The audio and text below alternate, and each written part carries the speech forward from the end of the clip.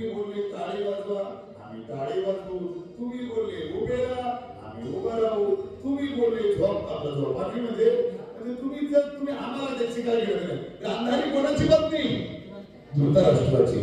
लक्षात ठेवा, उद्या मी सगळ्यांचा होमवर्क चेक करणार आहे. बरं, सगळ्यांचा होमवर्क चेक करणार आहे आणि जो चांगली उत्तर देईल त्याला मी बक्षीस देणार आहे. 4 तोळ्याची गंठण देणार आहे. तर इकडे पांडूची आता 5 मुलं, आता 5 पांडव. ही गांधारी देखील गर्भवती होती. पण काय केलं तुम्ही? माझ्या अगोदर हिला मुलं झाली म्हणून ते तिला बघवलं नाही. राग आला तिला, राग आला. त्या जावा जावा होत्या दोघे जणी. असं म्हणतात बुवा, 2 जावा 2 नावा ना 2 बुवा एकत्र राहत नाही, पटत नाही त्यांचं. 2 जावांचं पटत नाही, 2 आवांचं पटत नाही आणि 2 बुवांचं पटत नाही. 2 बुवांचं राग आला तिला, राग आला. कधी मनुष्याने दुसऱ्याच्या सुखात आपलं सुख शोधलं पाहिजे. जावेला माझ्या अगोदर मुलगा झाला तर काय फरक पडतो? चांगला आहे की काय माहिती त्याच्यामध्ये? ही गरोदर होती आणि गरोदर असल्यामुळे माझ्या जावेला अगोदर मुलगा झाला. राग आला तिला. काय केलं तिने? एक शस्त्र घेतलं, शस्त्र.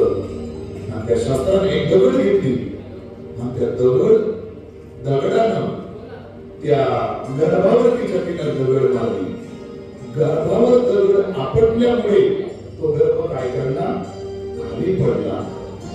रक्तबंबाळ तो गर्भ. आणि काय झालं? त्या गर्भाचे 100 तुकडे झाले. 100 तुकडे. व्यासांनी काय केलं? ते 100 छोटी छोटी मडकी, त्या मडक्यांमध्ये ते 100 तुकडे काय केले? साठवून ठेवले. आणि 9 महिन्यानंतर याच गर्भापासून, त्याच मडक्यांमधून 100 मुलं जन्माला आली. 100. हीच 100 मुलं म्हणजे कोण? कौरव होते. कौरव 100 मुलं जन्माला आली. पंडू मात्रे कुंती वनामध्ये फिरताय, वनामध्ये आहे. चुकून एक दिवस काय झाला? पंडूच्या मनात कामवासना उत्पन्न झाली. आणि कामवासना उत्पन्न होऊन माद्री या पत्नीला त्यानं स्पर्श केला. माद्री या पत्नीला स्पर्श केल्याबरोबर शाप मिळालेला होता की कामवासनेनं तू ज्या दिवशी आणि स्पर्श करशील त्या दिवशी तुला जागेची मृत्यू होईल. आणि तो पंडू राजा त्याच ठिकाणी त्याचा काय झाला? मृत्यू झाला. आता माद्री आणि कुंती या दोघेही जणी घरी परत आल्या. म्हणून मनुष्यानं कायम इंद्रिय आपल्या ताब्यात ठेवली पाहिजे. इंद्रिय ताब्यात ठेवली का देव जवळ आहे. या मंदिरात जाताना तुम्ही, मंदिरात तुमच्या मंदिरात आहे का माहित नाही, पण प्रत्येक मंदिरात दर्शनाला जाताना अगोदर खाली एक कसलं दर्शन घेतो आपण? कासवाचं दर्शन घेतो. कासवाचं कशाला ठेवलेला असतो तो कासव? तुम्ही खरोखरच्या कासवाला जर टच केलं, खरोखरच्या कासवाला जर टच केलं तर ते कासव काय करते?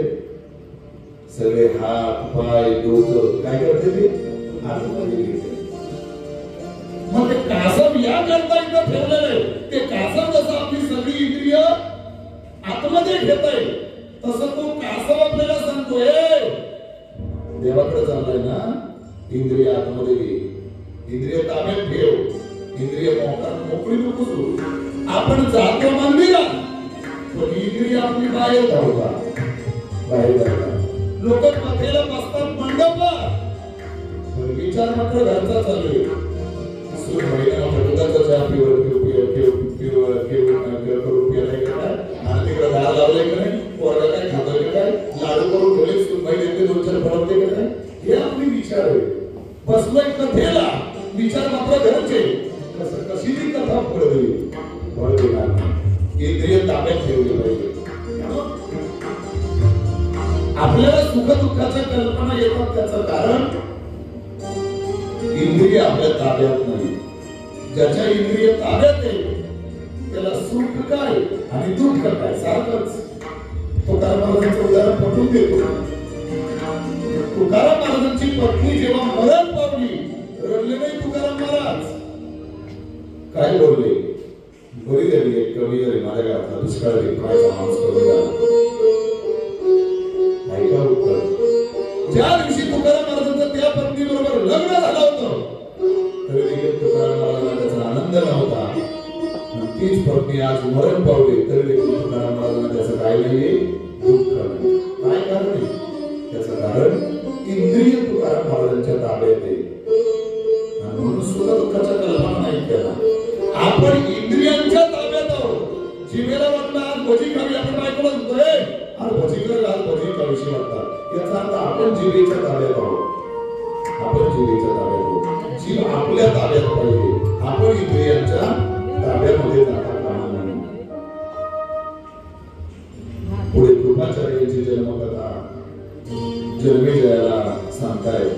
कृपाचार्य द्रोणाचार्य यांच्याकडून सर्व पांडव शिक्षण घेत आहेत. धनुर्विद्येचं शिक्षण घेत आहेत. वेगवेगळ्या प्रकारे द्रोणाचार्य सर्व पांडवांची कौरवांची परीक्षा घेत आहेत. अर्जुन हा प्रत्येक वेळेस सरस करतो आणि म्हणून द्रोणाचार्यांचा अर्जुन शिष्य बनतो, खंड शिष्य बनतो. एक दिवस एकलव्य द्रोणाचार्यांकडे विद्या ग्रहण करण्याकरता येतात. आणि विद्या ग्रहण करण्याकरता आल्यानंतर द्रोणाचार्य सांगतात, मी फक्त राजघराण्यातल्या लोकांना शिकवतो, तुला मला शिकवता येणार नाही. एकलव्य नाराज होतो, घरी जातो. अनेक दिवस लोटतात. द्रोणाचार्य आपल्या सर्व शिष्यांना घेऊन वनामध्ये गेलेले. एक पुत्र त्यांच्या सोबत आहे. ते पुत्र भुंकतोय आणि तो आवाज एकलव्याला ऐकायला गेला. तो आवाज एकलव्याला ऐकायला गेल्याबरोबर एकलव्यानं बाण सोडला. बाण अशा पद्धतीनं बाण सोडला की कुत्र्याचा आवाज बंद झाला पाहिजे पण त्याला इजा मात्र कोणतीच झाली नाही पाहिजे. बाण कुत्र दिसत नाही एकलव्याला, आवाजाच्या दिशेला बाण सोडलाय. जेव्हा कुत्र्याच्या अलगद तो बाण पोटामध्ये येऊन थांबला, द्रोणाचार्यांना आश्चर्य पडलं, ही विद्या तर अजून मी अर्जुनालाही शिकवली नाही. पूर्ण असं धनुर्धरी माझ्या अर्जुनापेक्षा श्रेष्ठ. जिकडून बाण आला त्या दिशेनं गेले. तो एकलव्य होता. कोण आहेस तू? म्हणजे मी एकलव्य. कोणाकडनं शिकलास तू ही विद्या? म्हणजे तुमच्याच कडून. मी तर तुला नकार दिला विद्या शिकायला. मी तर तुला विद्या शिकवली. चला म्हणले माझ्या घरी नेलं आणि एक मातीचा पुतळा एकलव्य त्या द्रोणाचार्यांचा बनवलेला होता. बघा म्हणजे तुम्हीच माझे गुरु, हे माझे गुरु. याच मातीच्या पुतळ्याकडनं मी काय झालोय, ही विद्या शिकलो. द्रोणाचार्य हुशार होते. ठीक आहे, मी तुझा गुरु आहे, तो तुम्ही माझे गुरु आहात. मग गुरुला गुरुदक्षिणा दिली पाहिजे. मागा वाटेल ती गुरुदक्षिणा द्यायला तयार आहे. द्रोणाचार्य म्हणाले, मला तुझ्या हाताचा अंगठा पाहिजे. जो अंगठा बाण मारण्यासाठी अत्यंत महत्वाचा नाही, तोच अंगठा गुरुजींनी द्रोणाचार्यांनी एकलव्याकडून मागितला. पण मागचा तुझा विचार नाही केला. एका क्षणात अंगठा कापला आणि द्रोणाचार्यांना दक्षिणा म्हणून देऊन टाकला. म्हणून आजही भिल्ल समाजातली लोक अंगठा म्हणजे बाण मारताना अंगठ्याचा वापर करत नाही, अंगठ्याचा स्पर्श करत नाही. कारण तो अंगठा त्यांनी द्रोणाचार्यांना काय दिलेला आहे, गुरुदक्षिणा म्हणून दान दिलेला आहे. तो वापरण्याचा अधिकार नाही. आजही त्या समाजातली लोक. गुरु हा जीवनामध्ये अत्यंत महत्वाचा असतो. ज्याला आयुष्यामध्ये गुरु करता आला नाही त्याचं जीवन व्यर्थ आहे. त्याचं जीवन व्यर्थ आहे. ज्ञानोबा बोलून गेले, गुरु बिन अनुभव कैसा कळे. ज्ञानोबा उपजताच ज्ञानी होते. हो, उपजताच ज्ञान जन्माला आलं, येतानाच ज्ञानी होते. पण तरी ज्ञानोबा यांना म्हणावं लागलं, ज्ञान देव म्हणे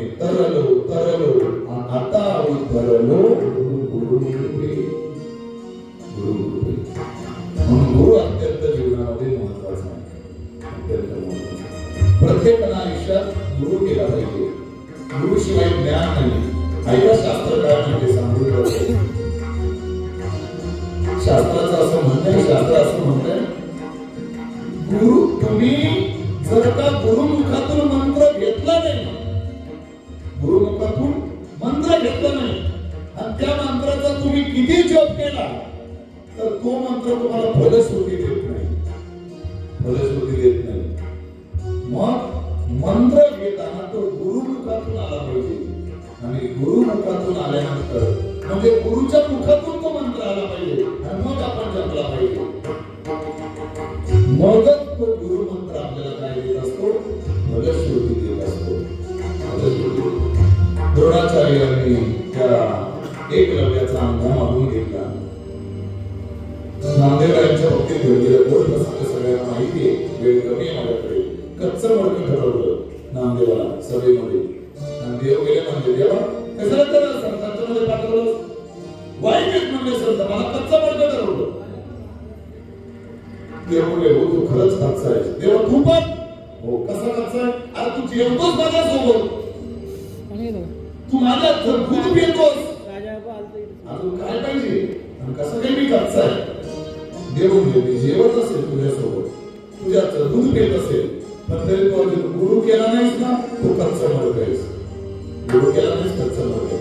मग जा उठाणार म्हटला तिथं विसोबा खेचर बसलेले त्याला गुरु करून गेले आवडा लागला आणि ते विसोबा शंकराच्या पिंडीवर पाय घेऊन बसले होते. म्हणले विसोबा खेचर तुम्हीच का.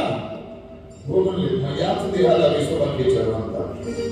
अरे अरे अरे देवाने उगाच मला एवढ्याला पाठवलं, फुकट गेली म्हणली माझी सगळं. का बरं का म्हणजे तुम्हाला गुरु करून घेण्याकरता पाठवलंय. तुम्हाला ते धर्म कळतील, तुम्हाला त्यांना गुरु करून घ्यायचं. तुम्ही देवाला पाय दिलाय. म्हातारा झालोय म्हणले मला पाय उचलत नाही. एक काम कर ना, तूच माझा पाय उचलून बाजूला ठेव ना. नामदेवांनी पाय उचलून बाजूला ठेवला. जो पाय बाजूला ठेवला लगेच त्या पायाखाली दुसरी पिंडी तयार. पुन्हा बाजूला ठेवला, पुन्हा तिसरी पिंडी तयार, पुन्हा पाय बाजूला ठेवला, चौथी पिंडी तयार. आणि मग अधिकार काळाला नतमस्तक झाले आणि गुरु करून घेतले. गुरु शिवाय जीवनामध्ये पर्याय नाही. सर्व शिष्यांची द्रोणाचार्य वेगवेगळ्या पद्धतीने परीक्षा घेत आहेत. एका झाडावर मातीचा पोपट तयार केलाय, तो पोपट टाकलेला आहे. सर्व शिष्य सोबत आहेत. प्रत्येकाला गुरुजी विचारताय द्रोणाचार्य हे तुला काय दिसतंय. एक शिष्य म्हणला मला झाड दिसतंय. बाजूला म्हणले. दुसरा आला तुला काय दिसतंय. म्हणले पोपटच्या फांदीवर ठेवलेली फांदी मला दिसते. बाजूला म्हणले. तिसऱ्याला बोलवलं तुला काय दिसतंय. म्हणले मला पोपट दिसतोय. बाजूला म्हणले. अर्जुनाला बोलवलं. अर्जुना तुला काय दिसतंय. अर्जुन म्हणला देव गुरुजी मला फक्त त्या पोपटाचा डोळा दिसतोय. कारण फोडायचा काय होता, डोळा फोडायचा होता. डोळा फोडायचा होता. जी गोष्ट आपल्याला साध्य करायची आहे त्याच्यावर एकाग्रता असली पाहिजे. एकाग्रता भजन करता एकाग्रता म्हणून प्रमाणे ठाईचं बैसोनी करा एक चित्त. आपण भजन करतो आता सगळे आपण डोक्यावर पप्पायला तांब्या सुंदर ध्यान हरिपाठ चालू करतो.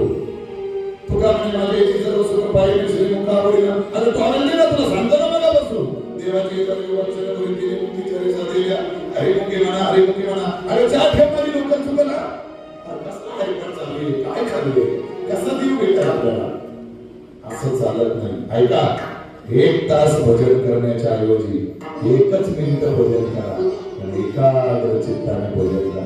ताळ बसा सर्वांनी. आपण 1 मिनिट गोड भजन करूया. ताळ बसा सर्वांनी. ताळ बसा. फक्त देवाचं सर्वांनी डोळे बंद करा.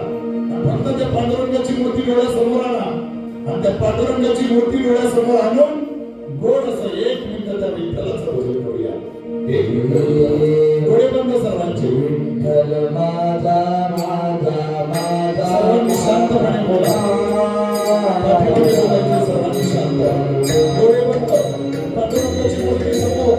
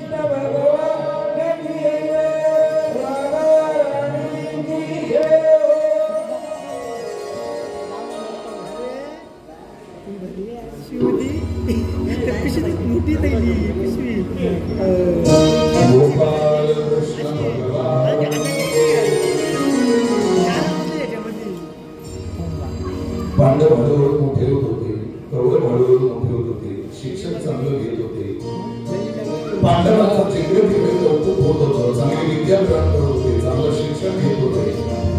आणि जेवढं पांडवांचं कौतुक व्हायचं तेवढं कौरवांच्या पोटात काय व्हायचं? ऐका माझं उत्तर बरं.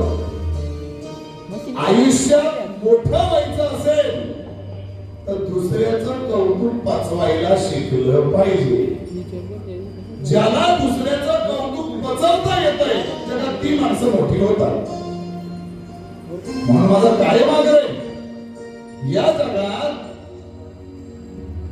99.99% लोक स्वतःच्या दुःखाने दुःखी नाही, ती दुसऱ्याच्या सुखाने दुःखी आहे. पटलं तर बघा, पटलं तर बघा.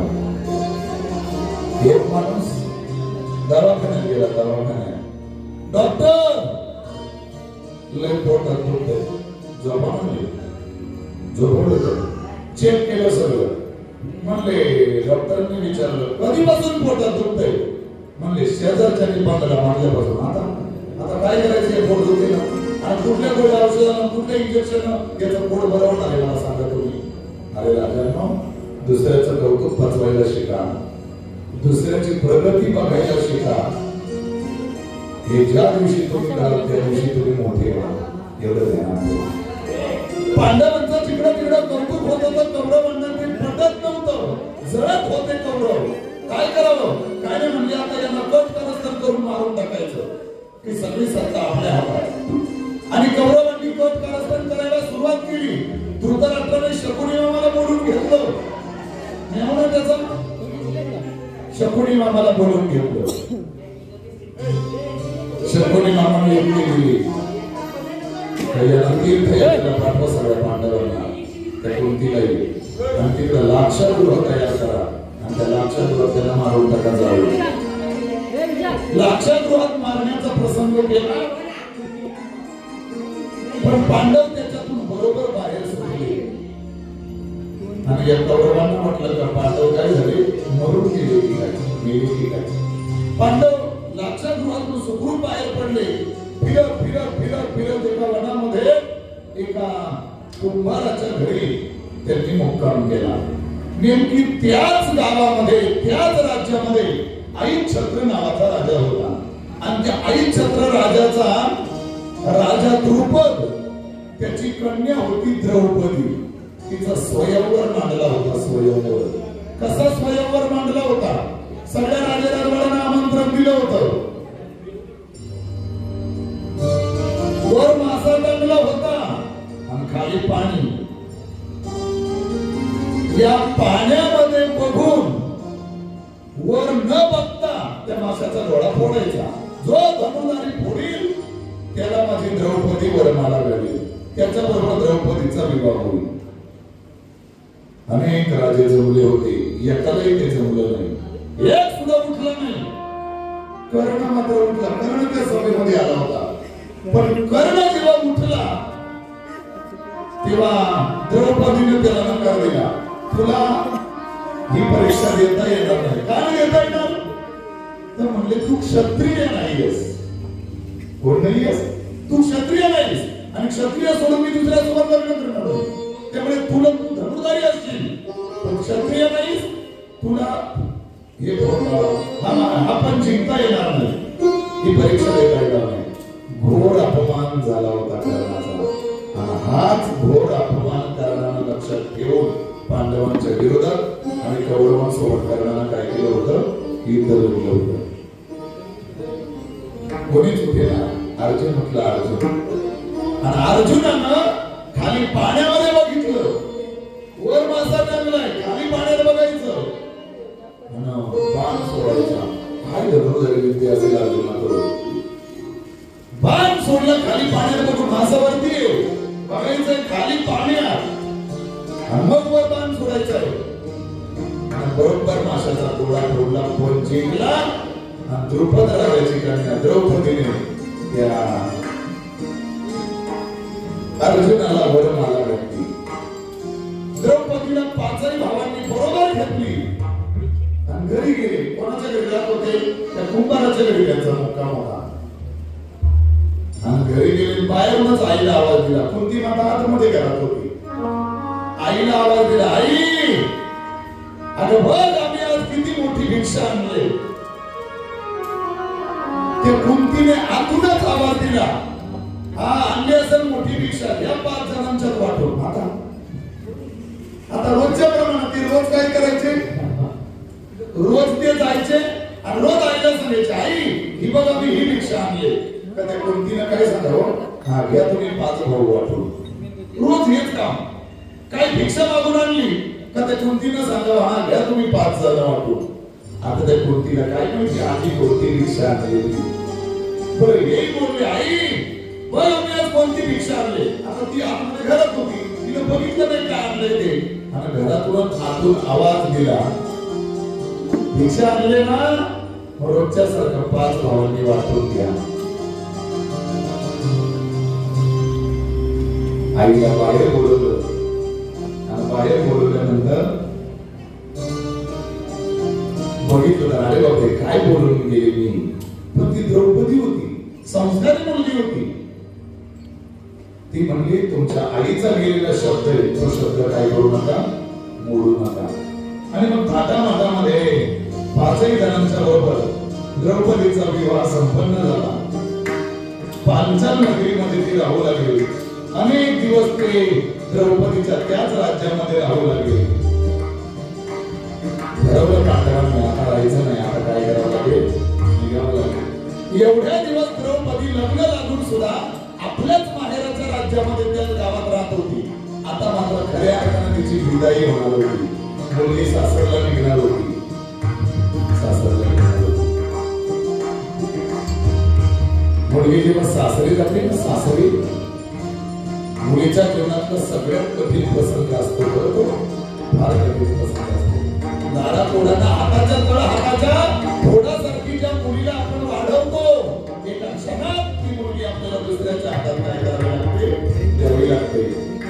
सगळं नातं, गोत्र, भाऊ, बहीण, आई, बाप, घर, दार, गाव सगळं सोडून एका क्षणात त्या मुलीला काय करावं लागतं, निघून जावं लागतं. मुलीच्या जीवनातली सगळ्यात मोठी जड अंतःकरणाची ती गोष्ट आहे. जड अंतःकरणाची गोष्ट. म्हणून असं म्हणतात, एक तरी मुलगी पाहिजे माणसाला, एक तरी मुलगी. कन्यादान करण्याकरता एक तरी मुलगी पाहिजे. तुम्हाला किती मुलं असू द्या, किती मुलं असू द्या, तुम्हाला ज्या दिवशी तुम्ही मराल त्या दिवशी तुमची मुलं फक्त तुम्हाला उसा देतील, उसा. आपल्या मातीवर तुमचं डोकं घेतील ना, नुसती बसतील. पण तुमची मुलगी असेल ना, मुलगी, तर तुमच्या अख्ख्या आयुष्यभराच्या आठवण काढून काढून तुमची मुलगी तुमच्या प्रेमाजवळ रडणार आहे, एवढं मात्र विसरू नका. म्हणून जुनी माणसं सांगतात, किमान एक तरी मुलगी प्रेमावर रडण्याकरता तरी एक तरी मुलगी पाहिजे, एक तरी मुलगी.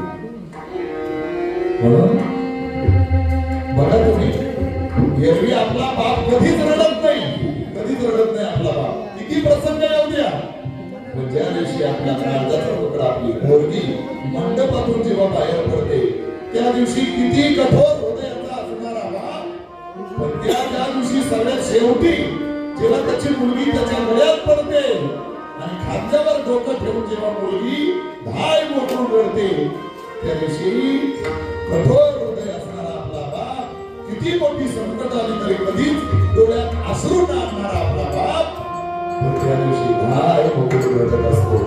आपल्या अश्रूंना तो वाट मोकळी करून देत असतो. म्हणून कवी फार गोड बोलतो. ती विदाईची फार गोड त्यांनी उभार केलेली ऐका. जात जिने कद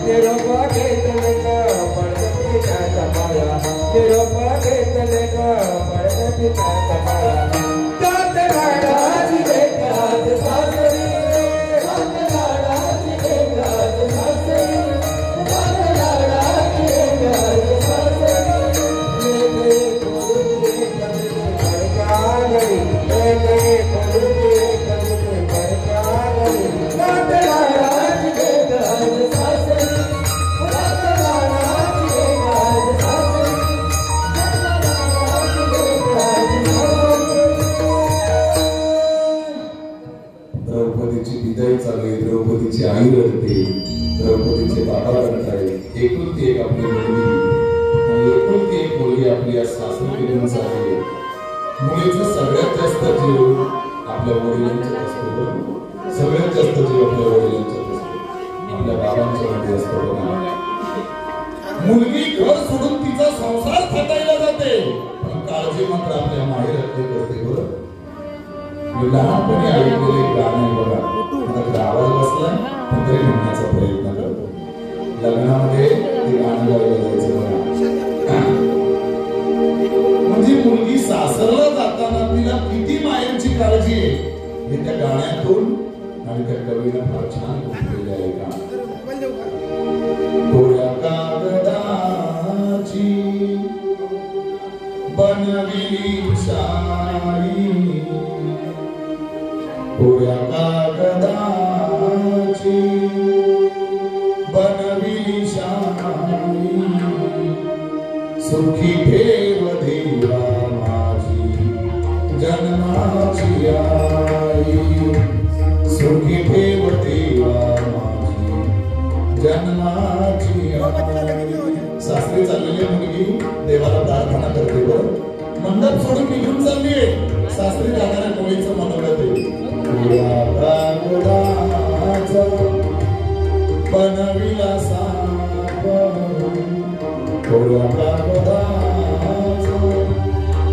बनविला साप, सुखी ठेव देवा माझा जन्माचा बाप, सुखी ठेव देवा माझा जन्माचा बाप.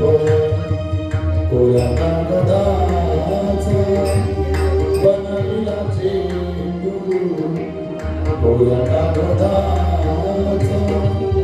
बनविला चेंडू, सुखी ठेव देवा माझा पाठीचा बंधू, सुखी ठेव देवा माझा पाठीचा बंधू.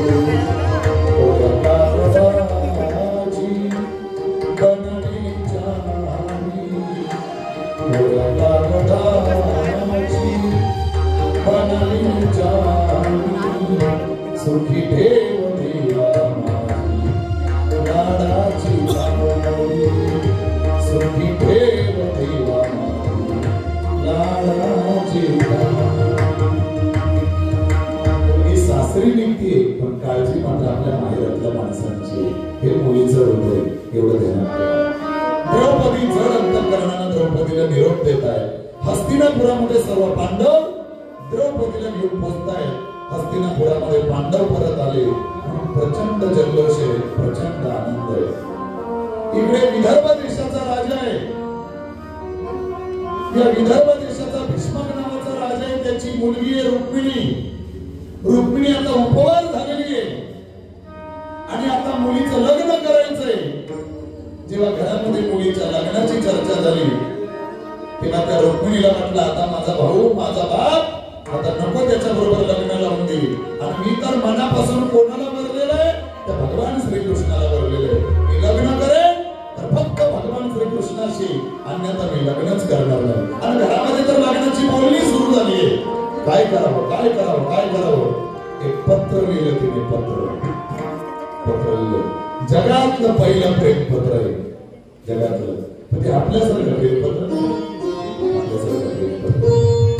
7 श्लोकांचं पत्र आहे ते. 7 श्लोक. त्या 7 श्लोक लिहून भूदेव ब्राह्मणाकडे दिले. आणि भूदेव ब्राह्मणाला सांगितलं, एवढं भगवान श्रीकृष्णाला वाटतेमध्ये लिहून द्या. भगवान परमात्म्याने ते पत्र वाचलं आणि लक्षात आलं रुक्मिणी माझी भक्त आहे आणि ती माझी वाट बघते.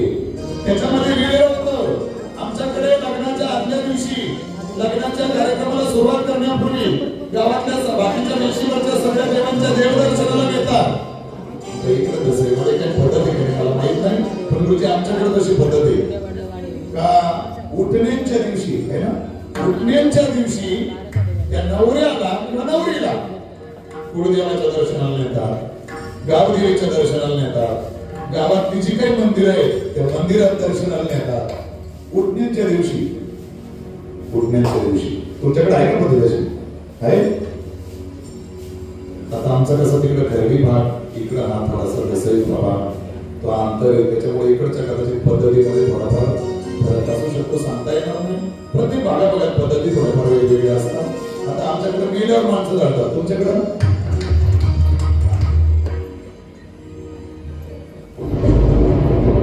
गावाबद्दल कधी पण जातात बघतात. ऐका, मी रुक्मिणीला त्या पत्रामध्ये लिहिलं, मी लग्नाच्या अगोदर देवदर्शनाला आमच्या गावाच्या बाहेर देवीचं मंदिर आहे, त्या मंदिरामध्ये दर्शनाला येईल. मंदिरामध्ये दर्शनाला आले की त्या मंदिराला प्रदक्षिणा करायची आहे, म्हणून मी प्रदक्षिणा घालायला मंदिराच्या मागे. बस तुम्ही तिथं तयार राहा देवा. मंदिराच्या मागे मी आले मला उचलून तुम्ही काय करा, ठरल्याप्रमाणे करवल्याच्या सोबत रुक्मिणी गेलेली आहे. रुक्मिणी जाऊन देवीचं दर्शन घेतलं, प्रदक्षिणा करायला देवीच्या मंदिराच्या मागे गेली. भगवान परमात्मा रथ घेऊन हजरच होते. भगवान श्रीकृष्ण परमात्म्याने रुक्मिणीला उचललं, रथात बसवलं, रथामध्ये बसवून रुक्मिणीला घेऊन निघून गेले. सगळ्यांना आमंत्रण दिलं. द्वारकेमध्ये भव्य दिव्य असा मंडप उभारला. आता देवाचं लग्न तिथं काय कमी आहे? सगळे देव गंधर्व ऋषी मुनी सगळ्यांना आमंत्रण दिलं, आपल्या मित्रमंडळींना आमंत्रण दिलं. द्वारकेमध्ये भगवान श्रीकृष्ण परमात्म्याने रुक्मिणीचा तो थाटामाटात विवाह संपन्न झाला. तोच विवाह आज या ठिकाणी आपण संपन्न करणार आहोत. आयोजकांना विनंती आहे, आपण नवरदेवाला वाजत गाजत करवल्यांनी आणि या मध्ये जागा द्या, नवरदेवाला यायला. करवल्यांनी नाचत गाजत वाजत गाजत आणि भगवान परमात्म्याला घेऊन यायचं.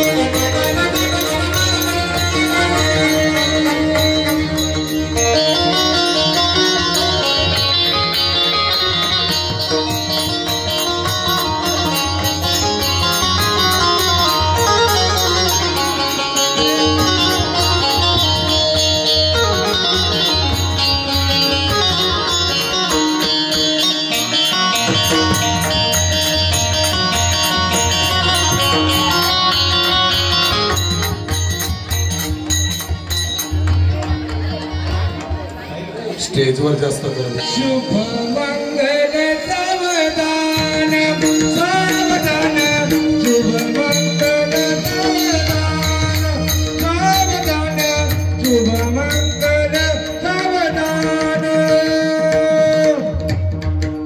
स्वस्ति